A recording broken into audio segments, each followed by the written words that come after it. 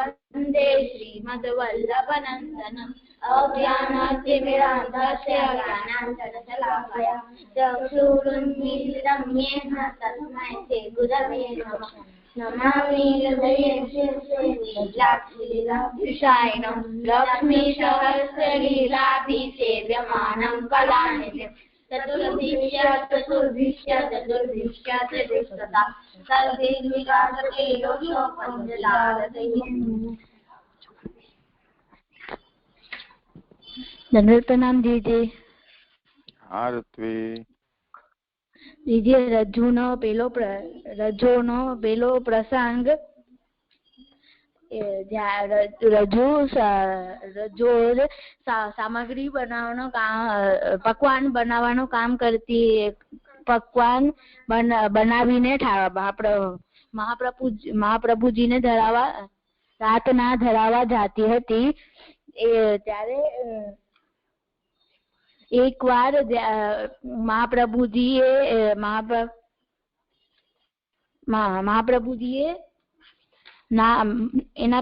તેમના પિતાનો શ્રાદ્ધ હતો। ત્યારે રજુ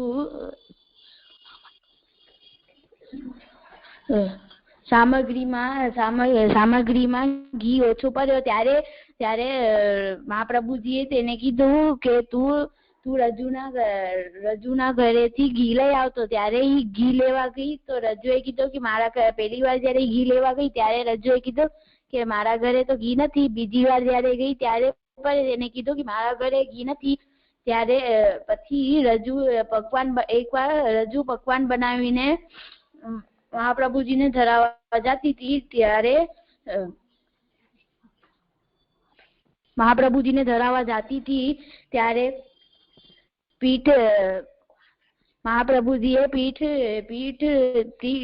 દઈ દીધી રજુને। હા તો પછી રજુએ પૂછ્યું કે મેં શું કર્યું? હા તો પછી જયારે મહાપ્રભુજીએ કીધું કે તે એને ઘી કેમ ના આપ્યો? હા તો પછી રજુએ કીધું કે મારા ઘરે ઘી નતું। હા તો પછી જયારે મહાપ્રભુજીએ કીધું કે તે આ પકવાન કેમ બનાવ્યા?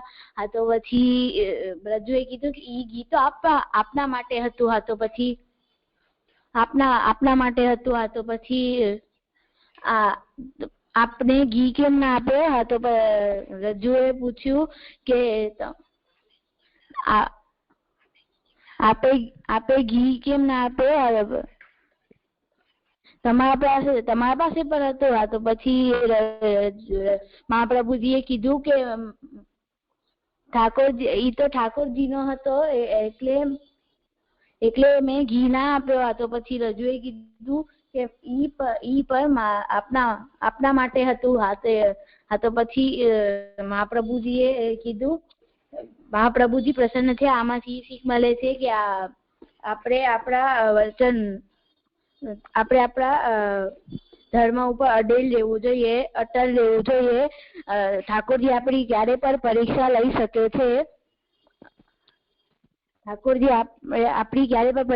શકે છે। એટલે આપણે ડરવું ના જોઈએ। શાબાશ, બહુ સારું કર્યું।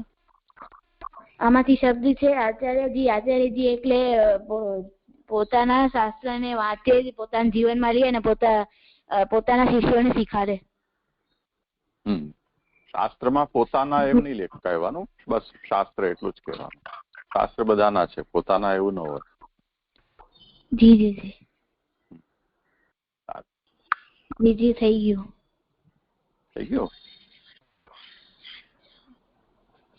હવે પ્રણામ જી અક્ષિતા નથી કર્યો। અચ્છા, વાંધો પ્રણામ જી। હા રાકેશ જી આજે મારો જન્મદિવસ। ઓ બધાઈ। આશીર્વાદ.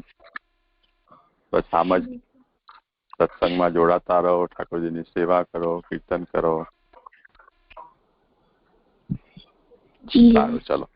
તો હવે આજે આપણે શું? આજે હું કીર્તન કરવાનો છું. અચ્છા, હા, તો કરો. હો.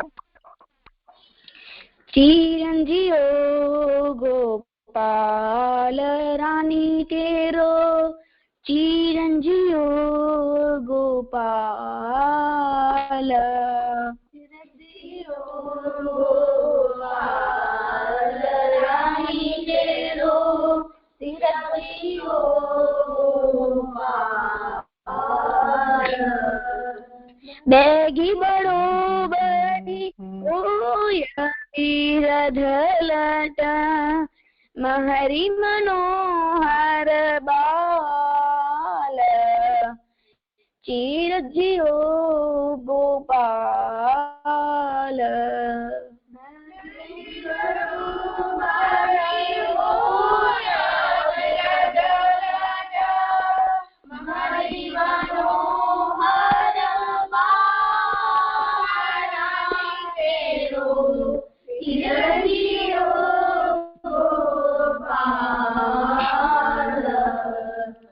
ઉપજી પડ્યો કોખી ભાગવલ, સમુદ્ર સીપ જૈસે લાલ. ઉપજી પડ્યો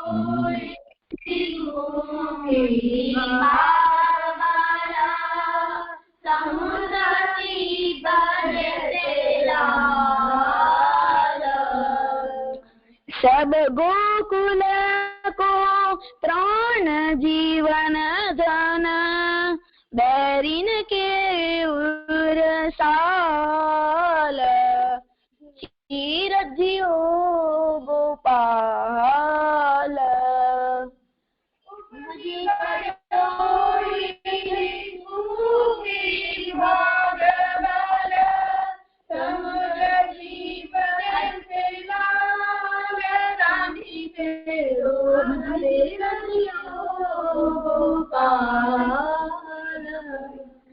सूर की तो जिय सुख पावत है, देखत श्याम तमाल.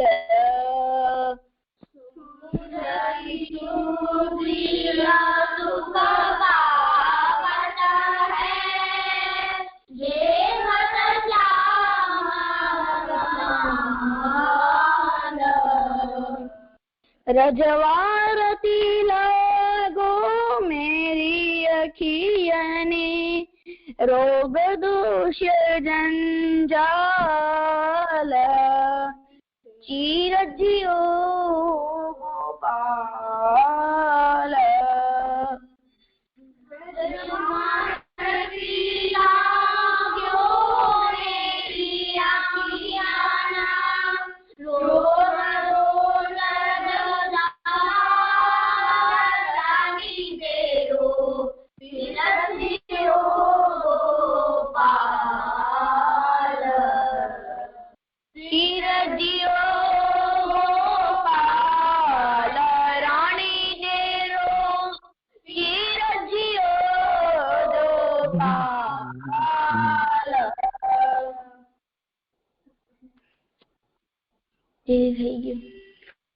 થઈ ગયું, બહુ સારું. હા, હવે આપણે એક વખત આ રાગ ફરીથી શીખવો પડશે રાતે, હે ને? કાલે પણ આજ રાગ કર્યો હતો ને, પણ તે થોડો અલગ રીતે કર્યો હતો.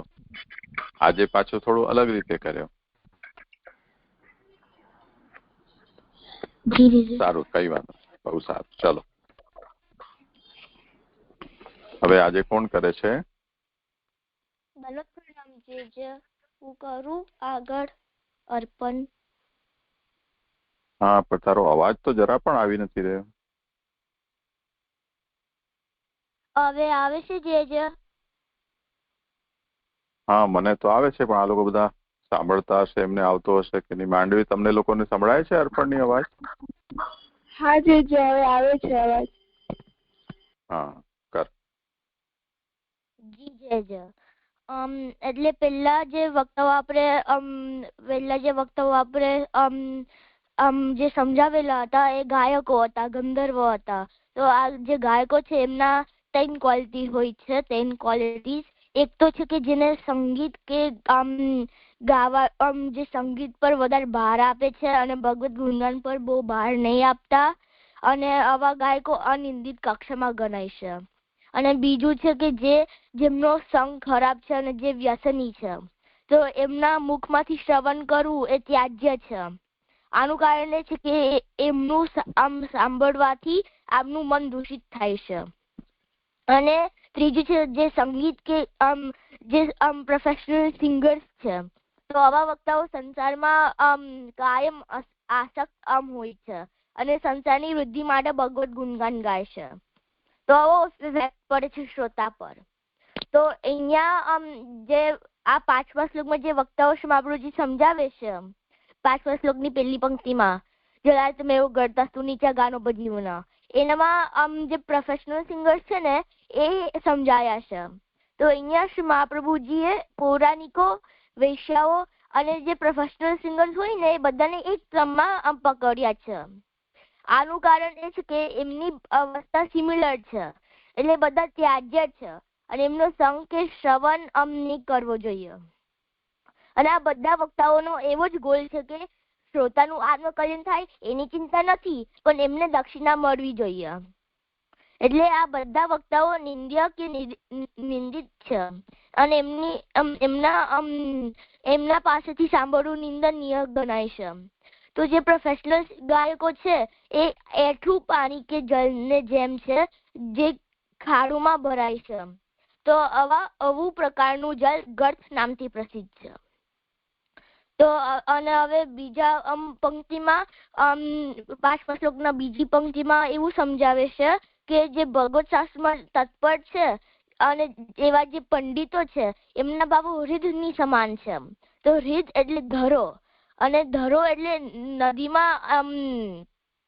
નદીમાં ખાડો, જ્યારે નદીમાં ખાડો પડી જાય તો એમાં જે પાણી ભરેલું રહે છે એ ધરો કહેવાય છે. અને ધરો જ્યારે નદી સુકાઈ જાય તો પણ ધરો ભરેલું રહે. હવે ધરોનું જલ પોતાનું જલ નહીં હોતું, અને ધરો જુદા પ્રકારના પણ હોઈ શકે છે, કે બહુ ઊંડું પણ હોઈ શકે છે, નાનું પણ હોઈ શકે છે. તો હવે પંડિતના કોન્ટેક્સમાં લઈએ તો પંડિત એટલે જે બુદ્ધિમાન મનુષ્ય હોય એ. હવે જેને જેટલી બુદ્ધિ હોય એટલી જ હોય, એટલે ફિક્સ છે. તો જેને જેટલી બુદ્ધિ તો ભગવત શાસ્ત્ર સમજવામાં એટલી ઊંડાઈ વધારે, અને જેટલું ઊંડો તો તેટલો એનો ભાવ પણ ઊંડો. તો અહીંયા શ્રી મહાપ્રભુજી એક બ્રોડ કેટેગરી હૃદયની સમજાય છે, અને આનામાં જે પંડિત જેટલું જાણતો હોય એટલી સમજ ભગવત શાસ્ત્રમાં હશે. હવે અહીંયા શ્રી મહાપ્રભુજીએ ભક્ત કે ભગવદીય શબ્દનો ઉપયોગ નહીં કર્યો, પણ પંડિત શબ્દનો ઉપયોગ કર્યો છે, કે કારણ કે આ વક્તાઓ છે એ ભક્તિ માર્ગીય નથી, તો પણ ભગવત શાસ્ત્રમાં તત્પર છે અને બુદ્ધિમાન છે, એટલે શાસ્ત્રમાં માંથી જ્ઞાન પ્રાપ્ત થયેલું છે.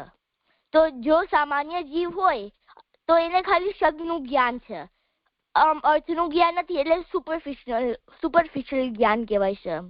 પણ જેને અર્થ અને તાત્પર્ય સમજતો હોય એ પણ જે અર્થ અને તાત્પર્ય સમજતો હોય અને એને ડીપ નોલેજ કહેવાય છે. અને પણ જે જીવને અર્થ અને તાત્પર્યને સમજતો હોય તો પણ એ જીવ ભક્ત નથી, એટલે એના ભાવો હૃદયની સમાન છે. હવે એવું પ્રશ્ન ઉભો થાય કે એવું શું છે કે હૃદયના ભાવો આ પ્રવક્તાના ભાવોમાં શું સેમ છે? તો એક તો છે કે નદી જેટલી મોટી નદી એટલો એનો ફોર્સ પણ વધારે હોય છે, અને વધારે ફોર્સ હોય તો એ વધારે ઘેરો હૃદય થાય, અને એટલું સમય પણ ખરું. તો આવી જ રીતે જેને જેટલું શાસ્ત્રનું અધ્યયન કર્યું હોય એટલું એનું જ્ઞાન ઊંડું કે વધારે છે. હવે બીજી રીત એ છે કે જ્યારે નદી છે ત્યારે ધરોનો ઉપયોગ નહીં થતો, પણ જ્યારે નદી નથી ત્યારે ધરોનો ઉપયોગ થાય છે. તો આવી જ રીતે જે પંડિતો ભગવત શાસ્ત્રનું અવલોકન એક વાર કરે અને પછી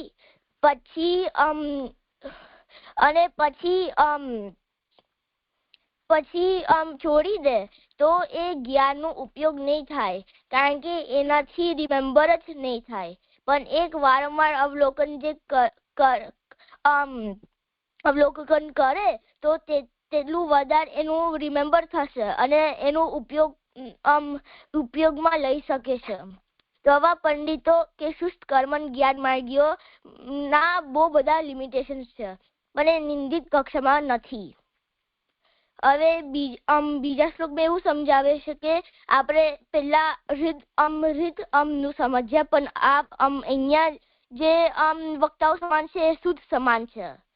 તો હવે આ બંને વચ્ચે એટલું જ અંતર છે કે રીત એટલે રીતમાં ઓછું જલ હોય કે ઓછું ઘેરાય છે, અને શુદ્ધમાં વધારે જલ છે એટલે વધારે ઘેરાય છે, એટલે ક્યારે પણ સુખાતું નથી.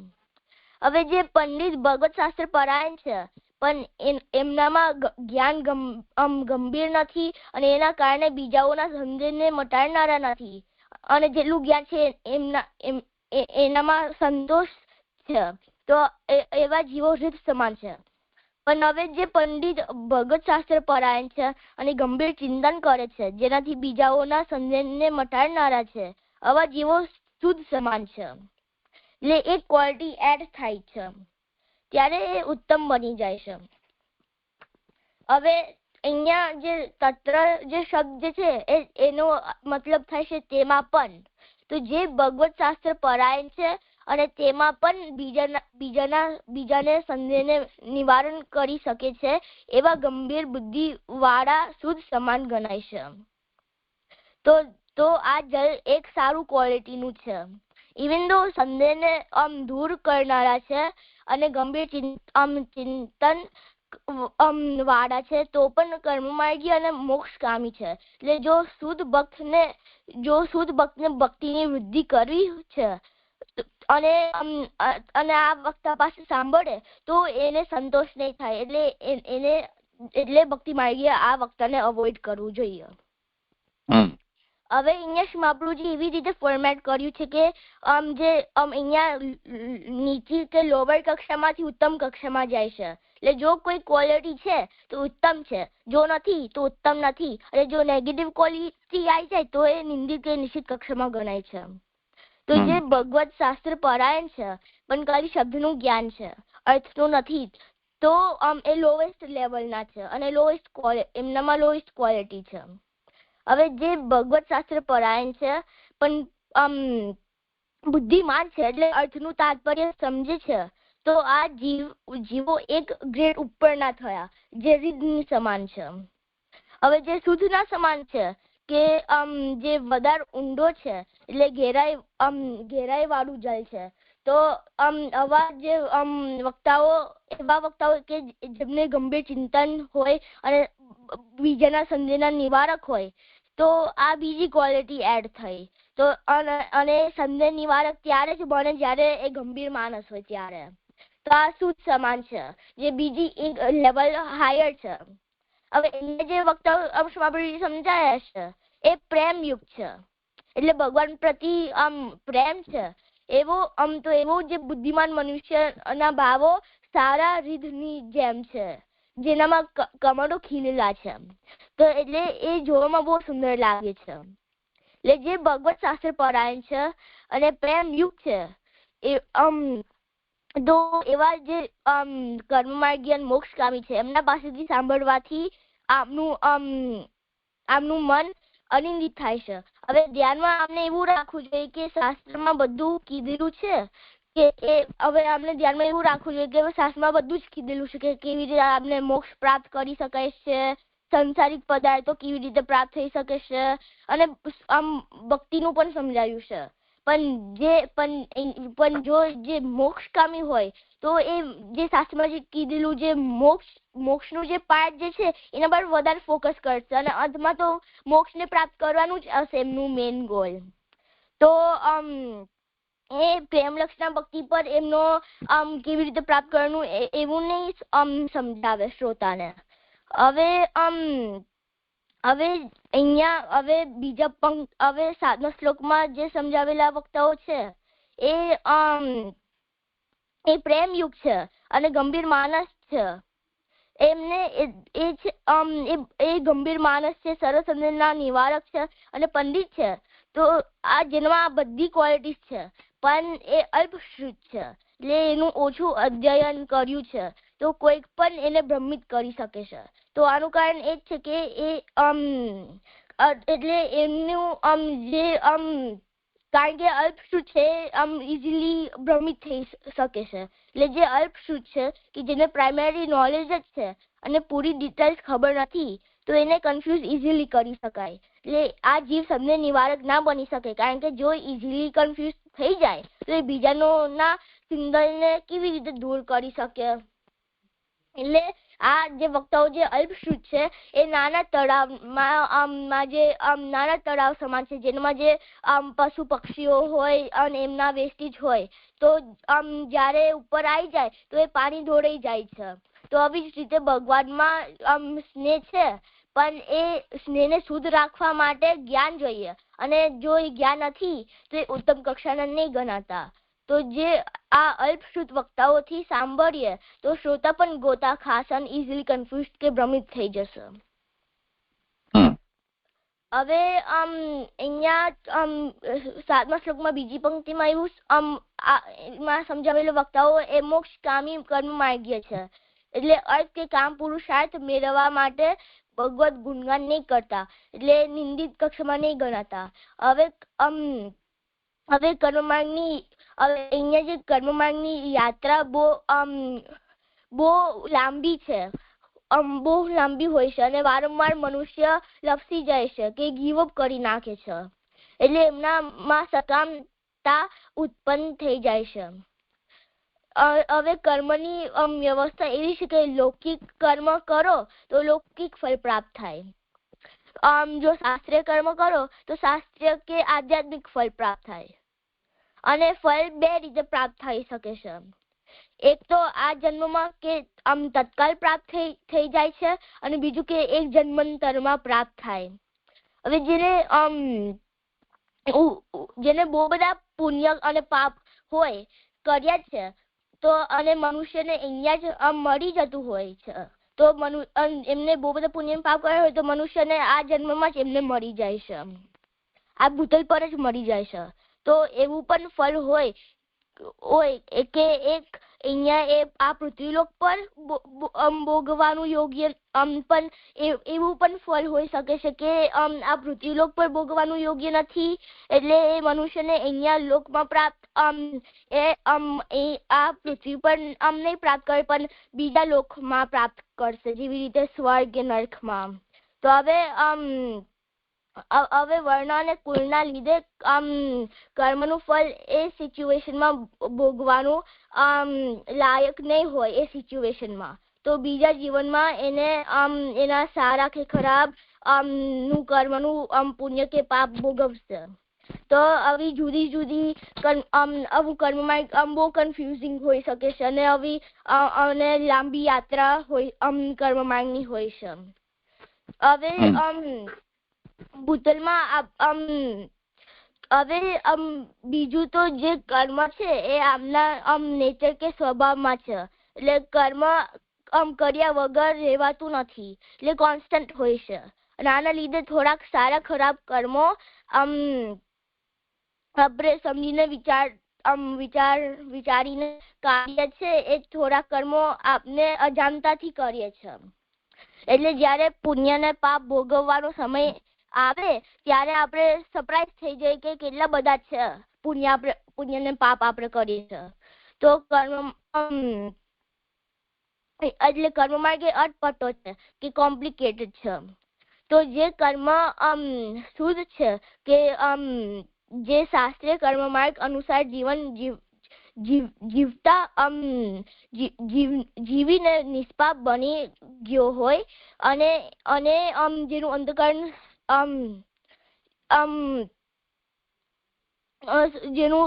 અંતકરણ સાત્વિક થઈ ગયું છે, આ કર્મ માર્ગીય શુદ્ધ છે. અને એટલે આ વક્તાઓ કર્મથી શુદ્ધ છે પણ અલ્પ શુદ્ધ છે, એટલે ઓછું જ્ઞાન છે, અને અલ્પ ભક્તિ વાળો છે, એટલે ઓછું ભક્તિ વાળો છે. તો એમના પૂર્ણતા ત્યારે જ થાય જ્યારે એ કર્મથી શુદ્ધ હોય, વધારે જ્ઞાન હોય અને વધારે ભક્તિ હોય. આના લીધે એ વિશેષ નાના તળાવ સમાન છે. જ્યારે તળાવ, નદી, નહેર કે વરસાદથી ભરાતું હોય ત્યારે શુદ્ધ રહે છે. પણ જ્યારે વરસાદ બંધ થાય ત્યારે ધૂળ આવવા માંડે, ઇવેપોરેટ થવા માંડે, પશુ પક્ષીઓ એનો ઉપયોગ કરવા માંડે, જેનાથી આ શુદ્ધ બની જાય છે. એટલે જે કર્મ શુદ્ધ છે પણ જ્ઞાન અને ભક્તિમાં અલ્પતા છે, તો એમના ભાવો નાના તળાવ સમાન છે. હવે તો જે ભક્તિ માર્ગીય છે એને આવા વક્તાઓનું સંગ કરવું ના જોઈએ, કારણ કે એના ભાવોનું પોષણ નહીં આપી શકે. ભક્ત અને જ્ઞાન અને ભક્તિમાં સંતોષ નહીં થાય, પણ એને તો કર્મ કરવાનું જ છે. હવે આ વક્તા તો એમને કર્મથી શુદ્ધ કેવી રીતે થાય એમાં જ એને સંતોષ પડશે, પણ ભક્તિ અને જ્ઞાનમાં એને સંતોષ નહીં થાય. એટલે આ પ્રવક્તાઓનો સંગ ત્યાજ્ય છે અને મોક્ષકામી હોવાના કારણે મોક્ષ પર વધારે ધ્યાન હશે, ભક્તિ પર નહીં. હવે આત્મા શ્લોકમાં જે વક્તાઓ સમજાય છે એ યોગીઓ અને એ વક્તાઓ યોગ કરે છે, ધ્યાન પણ કરે છે. યોગ અને ધ્યાન કરે છે આ વક્તાઓ. તો અહીંયા જે યોગ અને ધ્યાન જે છે એની અંદર આપણે તપસ્યા વગેરે પણ ઇન્ક્લુડ કરી દેવું જોઈએ. હવે યોગ એટલે ચિત્ત વૃત્તિને અંકુશમાં રાખવું, એનો ઉપાય. તો આનો સામાન્ય અર્થ થાય છે કે જોડાવાનું, એટલે આમનું મન કે અંતકરણ ભગવાન સાથે જોડાવવું. આનું ઉપાય યોગથી સિદ્ધ થાય છે. એટલે જો આમનું મન બીજામાં લગાડેલું હોય તો એનામાંથી છોડવું અને ભગવાનમાં જોડાવવું. અને આની સિદ્ધિ અષ્ટાંગ યોગથી થાય છે. એટલે યમ, નિયમ, આસના, પ્રાણાયામ, પ્રત્યાહાર, ધારણા, ધ્યાન, સમાધિ, આ 8 અંગો કે ઉપાયો છે. તો પહેલા કે યમ અને નિયમ, તમને બાહ્ય અને આંતર પર અંકુશ કરવું જોઈએ. અને કેવી રીતે થાય તો આપણા માટે પોતાનું આમને રૂલ્સ અને રેગ્યુલેશન્સ બનાવવા જોઈએ આપણા માટે, અને એવી રીતે આપણે અંકુશ કરી શકીએ છીએ. એટલે આમને અંતર બાહ્યથી ફ્રી હોવું જોઈએ અને આપણે કામમાં બેસી જવું જોઈએ. અને અંતર અને બાહ્ય પ્રતિબંધ દૂર કરવા માટે યમ નિયમ છે. અને આંતર અને બાહ્ય પ્રતિબંધો દૂર કરવા માટે આપણે યમ નિયમ કરવું જોઈએ. હવે આસના અને પ્રાણાયામ. તો આસના એટલે એક જગ્યા ઉપર એક સર્ટન અમાઉન્ટ ઓફ ટાઈમ બેસવું, અને પ્રાણાયામ એટલે પ્રાણ પર અંકુશ રાખવાથી આમનું અસ્તિત્વ એક રીતે શુદ્ધ થઈ જાય છે. હવે કોઈક વસ્તુ પર એકાગ્રતા કે કોન્સન્ટ્રેશન લાવવા માટે યોગ માર્ગ પ્રાણાયામ ઉપર વધારે ભાર આપે છે. હવે પ્રત્યાહાર એટલે આમની બધી વૃત્તિ બહારથી અંદર ખેંચવું, એટલે આપણે આમની અંદરની કામદાર વૃત્તિ પણ કંટ્રોલ રાખવું જોઈએ. હવે ધારણા અને ધ્યાન. ધારણા એટલે કોઈક વસ્તુ આમની આગળ રાખીને એના પર એકાગ્રતા રાખવું, અને ધ્યાન એટલે કોઈક વસ્તુ આમના મન કે ચિત્તની અંદર સ્થિર થઈ જાય. એટલે જો એ પદાર્થ કે વસ્તુ આમની આગળ ના હોય તો પણ એનું ચિંતન આપણે કરી શકીએ છીએ. તો ધ્યાન અને ધારણા એટલે ધ્યાન ધારણા કરતાથી થોડુંક ઇન્ટેન્સ છે. હવે સમાધિ એટલે જ્યારે ધ્યાન સિદ્ધ થઈ ગયું હોય કે એ પદાર્થ અનુભવતા યોગીની અવસ્થા આવી શકે છે કે વિશાકાર બની જાય છે. એટલે યોગી પોતે એ વસ્તુ બની જાય છે જેના પર ધ્યાન કરતો હતો. તો જે ધ્યાન કરનારો હવે અહીંયા હું ધ્યાન કરનારો છું. આ મારો ધ્યાનનો વિષય અને આ ધ્યાનની પ્રક્રિયા. તો આ 3 વસ્તુ છે, દાતા, ધ્યેય અને ધ્યાન. આ 3 કહેવાય છે. તો જ્યારે આ ત્રૈત ભૂલી જઈએ, આમાં 3 આપણે ભૂલી જઈએ તો સમાધિ લાગી જાય છે. અને જો દાતા અને ધ્યેય વિસ્મૃત થઈ જાય અને ખાલી ધ્યાન રહે તો પણ સમાધિ થઈ જાય છે. તો અને તો આ યોગ કે અષ્ટાંગ યોગ થયું અને યોગનું એક અંગ ધ્યાન છે. હવે જે યોગ અને ધ્યાન લાંબા સમય માટે કર્યું છે એવો જો ભગવત ગુણગાનનું ગાન કરે એમના ભાવો વરસાદ સમાન છે. તો વરસાદનું જળ એ નિર્મલ અને પવિત્ર હોય છે. તો જે યોગીઓ ભગવત ગુણગાન કરે છે એમના ભાવો પણ આવા સમજવા. પણ આ સાધના એકાંત વાસ છે. એટલે એકાંતનો ભંગ થાય તો સાધનાનો પણ ભંગ થાય. એટલે જે એકાંત સાધના કરે છે એમના સંગ કરવાનો અવોઇડ કરવું જોઈએ. એટલે યોગીનો સૌથી મોટો વિઘ્ન સંગ છે. એટલે સંગ થયો તો યોગ માર્ગ ગયો. એટલે વરસાદનું જળ પહેલો તો શુદ્ધ અને પવિત્ર હોય પણ પરિસ્થિતિ પર ડિપેન્ડ થાય છે કે જો એ વિશાળ હોય કે નહીં. એટલે શ્રોતાનો કેરેક્ટરિસ્ટિક્સ પર ડિપેન્ડ થાય છે કે આ વક્તા યોગ્ય છે એમના માટે કે નથી યોગ્ય. હવે આત્મશ્લોકમાં બીજી પંક્તિમાં એવું સમજાવ્યું કે અત્યાર જે સુધી આ ગ્રંથનું ફાઉન્ડેશન એવું હતું કે એક કેટેગરી સમજાવવાનું અને એના પછીના એના સબટાઇપ સમજવાનું. એ અત્યારનો ટ્રેન્ડ છે. જો આપણે આ પહેલાના શ્લોક સાથે કનેક્ટ કરીએ તો જે યોગી છે એવું પ્રિઝમ કરવું જોઈએ કે તપસ્વી અને જ્ઞાની છે. તો જેવી રીતે કોઈક વસ્તુ બીજા વગર રહેવાતું નથી એવી જ રીતે યોગ, ધ્યાન, તપસ્યા અને જ્ઞાન આ બધા જ ટાઈટલી કનેક્ટેડ છે. એટલે જો આપણે એક કરીએ તો બીજું તો કરવું જ પડશે. એટલે બધાની આવશ્યકતા રહેશે. હવે તો આ સાધનાની રિક્વાયરમેન્ટ છે. પણ જો સાધકની કમજોરી હોય અને બીજા એલિમેન્ટ ઇન્કોર્પોરેટ ના કરી શકે તો એની સાધના પણ એટલી કમજોર જ રહેશે. તો જેને યોગ અને ધ્યાન સહિત તપ અને જ્ઞાન છે તો ઉત્તમ થઈ જાય. પણ હવે તો જેને તપ અને જ્ઞાન સાથે યોગ અને ધ્યાન કરે તો એ બહુ મોટી વસ્તુ થઈ જાય. અને એ વક્તાઓ વરસાદની જલ સમાન છે. અને આનામાં બધા જ એલિમેન્ટ છે આ વક્તાની અંદર. હવે આ શ્લોકમાં જે પ્રવક્તા મહાપ્રભુજી સમજાવ્યા છે એ યોગ્ય અને ધ્યાની છે પણ જ્ઞાની અને તપસ્યા વાળો નથી. તો એ વરસાદની જલ જેમ નથી પણ પસીનાની જલ સમાન છે.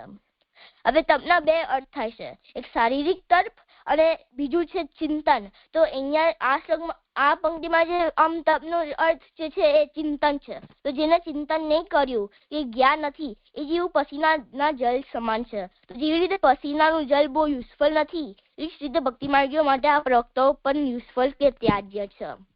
તો મને એ સમજ પડી હતી જજો. બહુ સારું. ખૂબ સુંદર કર્યું.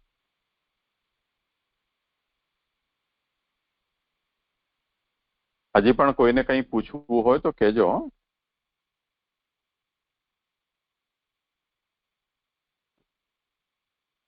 હવે આગળ કોણ કરશે?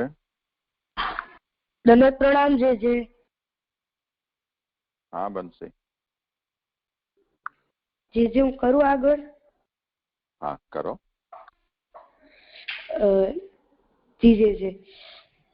જે 9મા શ્લોકમાં આપણે એવું જોયું હતું કે અલૌકિક જ્ઞાન વડે વેદના શુદ્ધ અર્થ અને અભિપ્રાયને જાણનારા એવા ક્વચિત જણાતા ભક્તોથી હરિના ગુણનું વર્ણન કરનારનો ભાવ પર્વતમાંથી પડતી જલધારાની બરોબર છે. તો તો એમાં આપણે એવું જોયું હતું કે આ જ્ઞાન માર્ગીય પ્રવક્તાઓની વાત કરવામાં આવે છે. એના માટે શ્રી મહાપ્રભુજી એવું સમજાવે છે કે જ્ઞાન માર્ગીય મોક્ષગામી છે એટલે પ્રાથમિક કક્ષાના તો નથી જ, એકદમ સિદ્ધ કક્ષાના છે એ લોકો. અલૌકિક જ્ઞાન છે એને છે જ. તો ધોધનું પડતું જળનું ઉદાહરણ અહીંયા એના સાથે સરખાવવામાં આવ્યો છે કે જ્ઞાન માર્ગીય પ્રવક્તા માટે લીધું છે. અહીંયા શ્રી મહાપ્રભુજી આ જીવોના પ્રશંસા કરીને એટલે એમને જરાક યુનિક વે થી સમજાવે છે કે જ્ઞાન માર્ગીય વેદ વગેરેનો સ્વાધ્યાય એમને એટલે વેદ વગેરેને બધાને જાણે જ છે. તો જ્ઞાન માર્ગીય હોવાને કારણે તેને વેદનું જ્ઞાન પ્રાપ્ત જ છે. તો જ્ઞાન માર્ગમાં છે એટલે તેને વૈરાગ્ય અને ત્યાગ પણ સિદ્ધ જ છે. એટલે તેમણે વૈરાગ્ય અને ત્યાગ પણ કરેલો જ છે. તો આટલી આની પ્રાઇમરી ક્વોલિફિકેશન છે જ. અને અહીંયા વધારામાં એટલું એડિશનમાં કહેલું છે એક વર્ડ કે અલૌકિક જ્ઞાન છે એમને. તો અલૌકિક જ્ઞાન તે હરિના ગુણનો કહે છે. અને આવા જીવો કદાચિત એટલે રેરલી મળે છે, જલ્દીથી મળી જાય તેવા નથી. તો શબ્દ ગમ્યા પડતા એટલે આવા જીવો રેરલી મળે છે, જલ્દીથી મળતા નથી. તો એટલે એને આપણે દૂરથી એનો અવાજ સંભળાય કે એવી રીતે આપણે મળી શકે છે બહુ રેરલી. તો આપણે સૌથી પહેલી વસ્તુ અહીંયા એવી જોઈએ કે જ્ઞાન માર્ગીય છે તો તેને સમાજ સંસારનો ત્યાગ કર્યો હોય છે. એટલે તે જનરલી અહીંયા કોઈ રસ્તા પર કે આપણે નહીં મળી જાય, એને ક્યાંક એકાંતમાં રહેતા હશે તો એને આપણે ગોતવા પડશે. તો જો વોટરફોલ નો જળનો સ્વાદ કે લેવો હોય કે આપણે એની સુંદરતા જોવી હોય કે એનો અનુભવ કરવો હોય તો તેના માટે આપણે પરિશ્રમ કરવો ખપે. કારણ કે એ કોઈ બી સિટી કે ટાઉનમાં લોકલી નથી મળતો, એને આપણે જંગલમાં અંદર ગોતવા જવું પડે. એટલે તે કદાચિત છે, રેર છે, જલ્દીથી નથી મળતો, કઠિનાઈથી પ્રાપ્ત થાય છે. પણ તે તો આપણે એવી રીતે જોઈ શકીએ કે તે બહુ રેરલી મળે છે. એવી જ રીતે આપણે અગર જો કોઈ આવા ભક્તોને આવા પ્રવક્તા હોય તો એ આપણે આજુબાજુ હોય તો એ બોલતા હોય તો આપણે એનાથી ખબર પડી જાય છે કે એવા પ્રવક્તા હોય છે.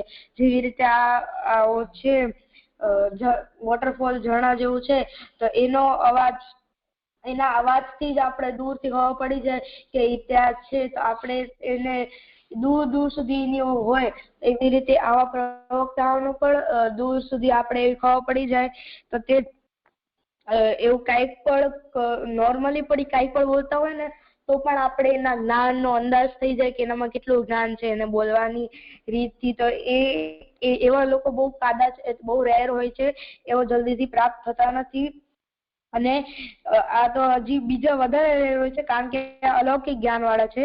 તો આ અલૌકિક જ્ઞાન વાળા છે. તો આવું જ્ઞાન બહુ સામાન્ય હોતું નથી. આ જ્ઞાન સાધારણ નથી, અલૌકિક જ્ઞાન છે. ભગવાનની કૃપાથી અથવા કે ગુરુની કૃપાથી જ આ જ્ઞાન પ્રાપ્ત થઈ શકે છે. તો આ પ્રકારના પ્રવક્તાઓનો આ પ્રકારના પ્રવક્તાઓ પાસેથી આપણે સાંભળવાથી તે ઉત્તમ જ્ઞાન થશે. એ ઉત્તમ પ્રકારના જ્ઞાન માર્ગી પ્રવક્તા છે. તેમના ભાવો છે ઉત્તમ પ્રકારના છે. ઉત્તમ બધા માટે છે એવું હોવું જરૂરી નથી, અને ઉત્તમ ન હોય તો બધા માટે અધમ હોય તેવું પણ જરૂરી નથી. તો એનું આપણે એક્ઝામ્પલ લીધું હતું કે ખાવાનું, તો આપણે ખાવાનું એક્ઝામ્પલ લીધું હતું કે જે આપણે ખાતા હોઈએ મનુષ્યો એ પશુ પક્ષીઓ ન ખાઈ શકતા. આપણા માટે એ ઉત્તમ હોય તો પશુ પક્ષીઓ એ ન ખાઈ શકતા, પણ એમના માટે બધું એક જેવું છે. બીજું જોઈએ કે પશુ પક્ષીઓ બીજા બધા જીવને મારીને ખાતા હોય તો એ લોકો એ પણ ખાઈ લે, પણ આપણે એવું બધું એટલે બીજા તો ખાય પણ આપણે એવું બધું નથી ખાતા. તો એ આપણા માટે અધમ હોય, પણ એમના માટે તે ઉત્તમ હોય. તો એ બધાના દ્રષ્ટિકોણ અલગ અલગ હોય. તો એ બધી વસ્તુ કોઈક માટે ઉત્તમ હોય તો કોઈક માટે અધમ હોય, ને ઉત્તમ ન હોય તો અધમ જોઈએ એવું જરૂરી નથી. એટલે કર્મ માર્ગમાં કે જ્ઞાન માર્ગમાં જે ઉત્તમ છે તે પુષ્ટિ માર્ગમાં પણ ઉત્તમ હોય તેવું જરૂરી નથી. પણ જો એ પુષ્ટિ માર્ગમાં ઉત્તમ નથી તો અધમ હોય એવું પણ જરૂરી નથી. બધાની અલગ અલગ દ્રષ્ટિ હોય. જેનો સંગ ત્યાજ્ય છે એને અહીંયા એટલા અર્થમાં સમજવું છે કે આપણા માટે ઉપયોગી નથી, નિરુપયોગી એટલે અધમ છે એમ નહીં, એમાં કોઈ દોષ નથી. જે મને એવું 9મા શ્લોકમાં સમજાયું હતું. अलौकिकेन ज्ञानेन ये तु प्रोक्ता हरेर्गुणा कदाचित् का शब्दगम्या पतच्छब्दा प्रकीर्तिताः.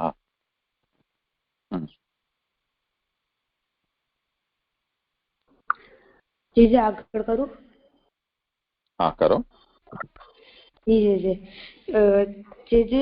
10મા શ્લોકમાં આપણે એવું જોયું હતું કે દેવાદિની ઉપાસનાથી ઉત્પન્ન થયેલો ભાવ ભૂમિથી ઉત્પન્ન થયેલા ઝાકળના જળ જેવો છે. સાધનાદિ પ્રકાર વડે 9 પ્રકારની ભક્તિ માર્ગથી જેનો પ્રેમ પૂર્ણ હોય છે તેના અને તે વડે પ્રભુ ધર્મથી સ્ફૂર્તિવાળાનો ભાવ પર્વતમાંથી નીકળતી ઝરણાની બરોબર છે. તો એમાં આપણે એવું જોયું હતું કે અહીંયા ઉપાસના એ સ્ત્રીલિંગ રૂપ કહ્યું છે. તો એટલે કે ઉપાસના એટલે કે નજીક. તો ઉપાસનાથી નિકટ આવવું એટલે જે કોઈ પણ દેવ કે દેવીના નિકટ આવવા માટેના ઉપાય કરતો હોય એને ઉપાસના કહેવાય. તો ઉપાસના માર્ગમાં ઘણા બધા દેવી દેવતાઓની ઉપાસના વર્ણિત છે. મુખ્ય રૂપથી શૈવ, શક્તિ અને વૈષ્ણવ સાધના છે. વર્તમાનમાં આ 3 વધારે પ્રચલિત છે. મોસ્ટ ઓફ ધ આ 3માં જ આવે છે. તે સિવાય પુરાણ અને વેદમાં કેટલા બધા વર્ણિત, શાસ્ત્રમાં વર્ણિત છે. તો આવી રીતે ઉપાસનામાં ઘણી બધી પદ્ધતિ છે. એમાં અમુક લોકો એક દેવ ઉપાસના કરે છે અને અમુક લોકો બહુદેવો ઉપાસના કરે છે. એક દેવ ઉપાસના અને બહુદેવ ઉપાસના તો આપણે બહુ પહેલા આપણે સમજી લીધું હતું કે એક દેવ ઉપાસના એટલે કે એક જ દેવને કોઈ અનન્ય ભાવથી એક જ દેવને પૂજતો હોય. કોઈ બી સિઝન હોય કે કોઈ બી તહેવાર હોય એક જ દેવને પૂજે, એ દેવ ચેન્જ ના કરે. ને અન્ય દેવ ઉપાસના, બહુદેવ ઉપાસના એટલે કે એક સાથે એકથી વધારે દેવી દેવતાઓની પૂજા કરે. તો એ આપણે જોયું હતું કે શિવરાત્રી આવે તો શંકર ભગવાનને પૂજવા માંડી જાય, પછી ગણેશ ચતુર્થી આવે તો ગણેશજીને પૂજવા માંડી જાય. એવું એક ફિક્સ ન હોય, જી તહેવાર આવે જી એ પ્રમાણે અલગ અલગ દેવોને પૂજ્યા કરે. તો એવી રીતે 2 ઉપાસના પ્રકાર જોયા હતા. તો અમુક તો જેમ કર્મ માર્ગમાં વેદ વર્ણિત દેવતાઓનું સકામ અને નિષ્કામ યજન વર્ણવેલો છે. તે અગ્નિદાહથી યજન કરવામાં આવે છે. એવી જ રીતે અગ્નિદાહ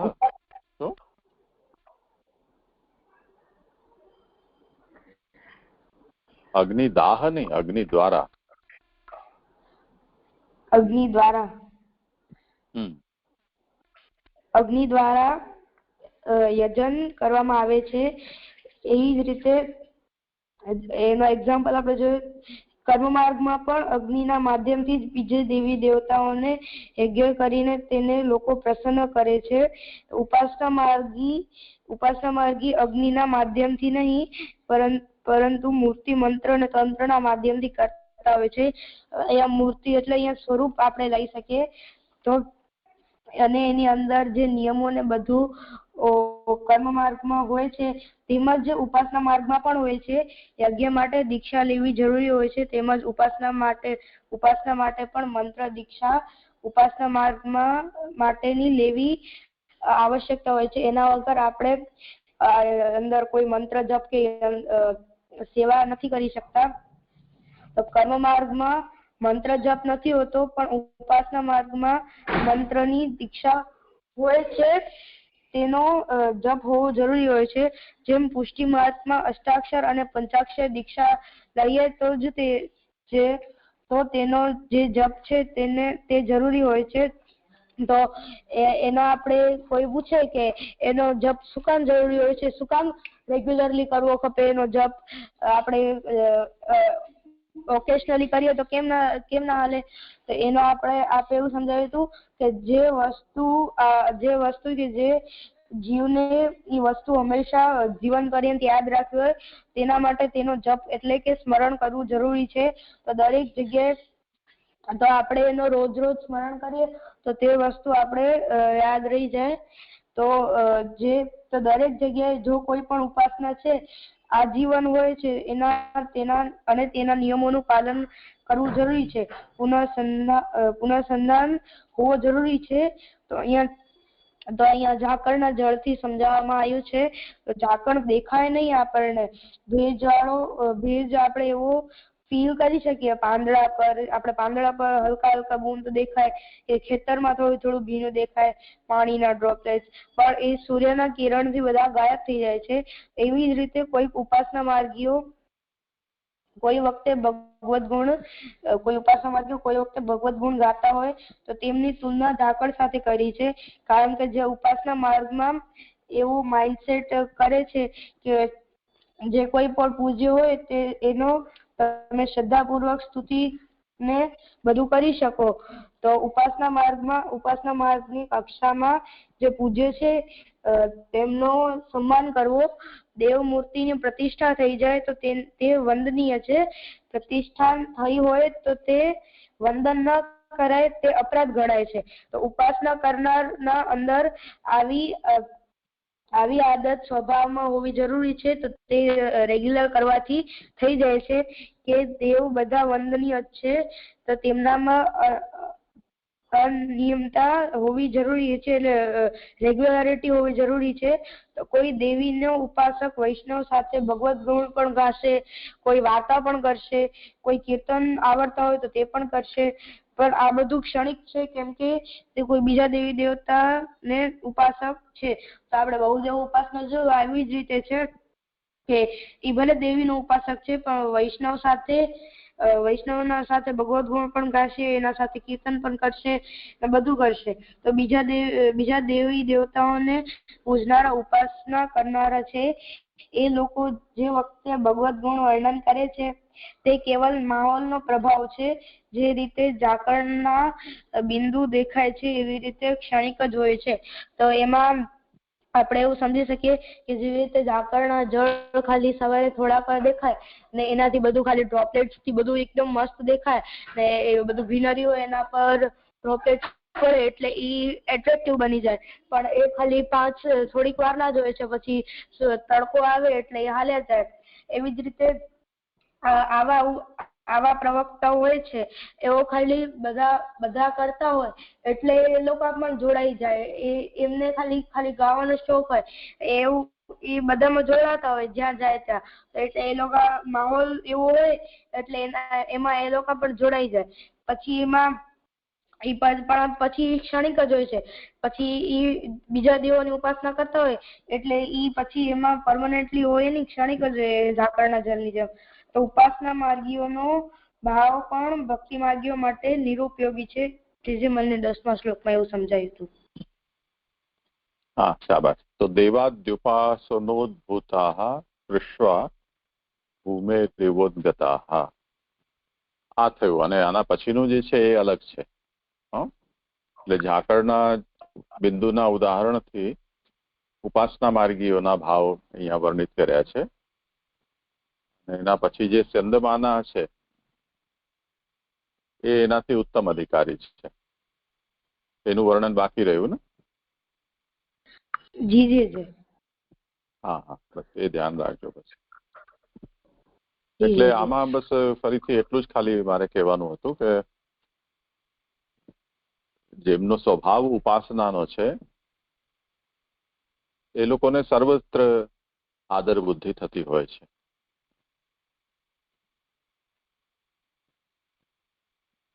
એમના અંદર અનન્ય નિષ્ઠા ઓછી જોવા મળતી હોય છે.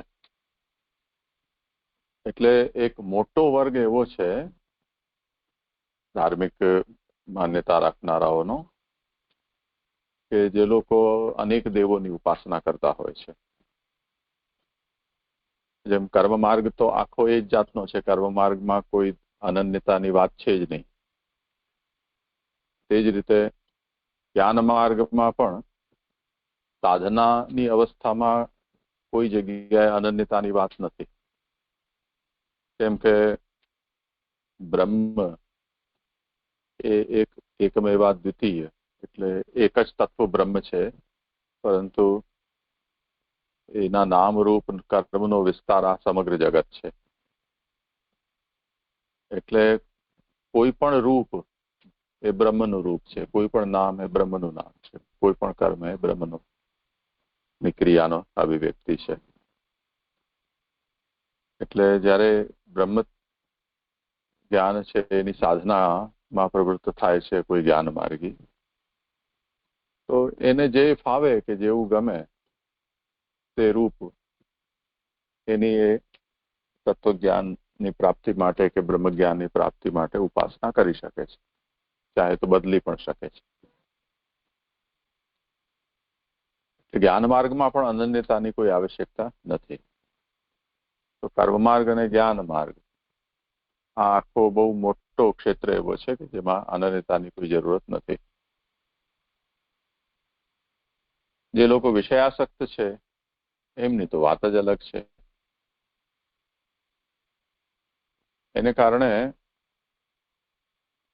જે ધાર્મિક મનુષ્ય છે એમનો બહુ મોટો સમુદાય, મોટો વર્ગ એવો છે કે જે અનન્યતાના વિચારથી બિલકુલ અલિપ્ત છે, દૂર છે.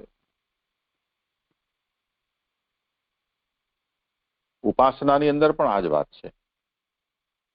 એવું નથી કે ઉપાસના અનન્ય નથી હોતી કે શાસ્ત્રમાં કહેલી નથી, પણ જે માનસિકતા છે કે ટેમ્પરામેન્ટ જે છે મનુષ્યનો, એમાં અનન્યતા બહુ દુર્લભ વસ્તુ છે. એને કારણે જે લોકો ઉપાસના માર્ગની અંદર જાય છે એ લોકો પણ જેમ તે કહ્યું તે પ્રમાણે સિઝનલ ઉપાસના કરતા હોય છે દેવોની,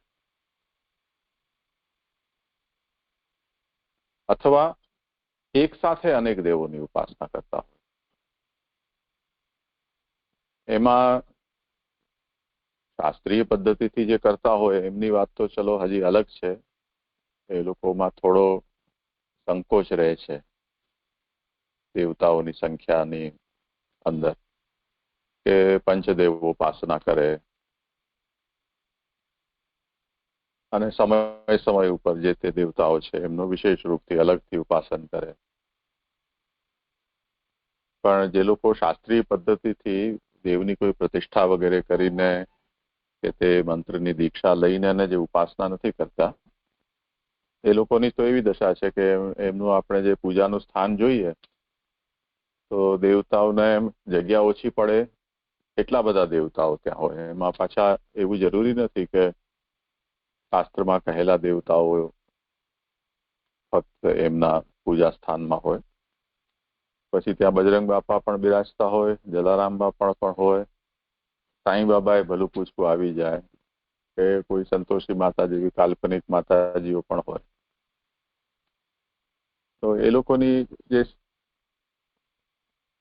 મનસ્થિતિ છે એમાં કોઈ પણ વ્યક્તિ એને એમ કે આ બહુ ચમત્કારિક દેવતા છે, અમારે ત્યાં બહુ પૂજાય છે, તમે રાખજો તમારે ત્યાં તો તમને બહુ સારું ફળ મળશે, તો એ તમે જે કહેશો એને ત્યાં મૂકી દેશે પોતાના પૂજા સ્થાનમાં. એટલે જે લોકો ઉપાસનામાં લાગેલા છે એ લોકોને કોઈ વખતે શ્રી કૃષ્ણ હાથમાં લાગી જાય કે તો એ કૃષ્ણના ગુણ ગાવામાં પણ એમને જોર નથી પડતું, અને એમને એવું લાગતું નથી કે આ કંઈ અમે નવું કરી રહ્યા છીએ કે અલગ કરી રહ્યા છીએ. જેમ 33 દેવતાઓ છે એમાં 134મો દેવતા એમ સમજી લો.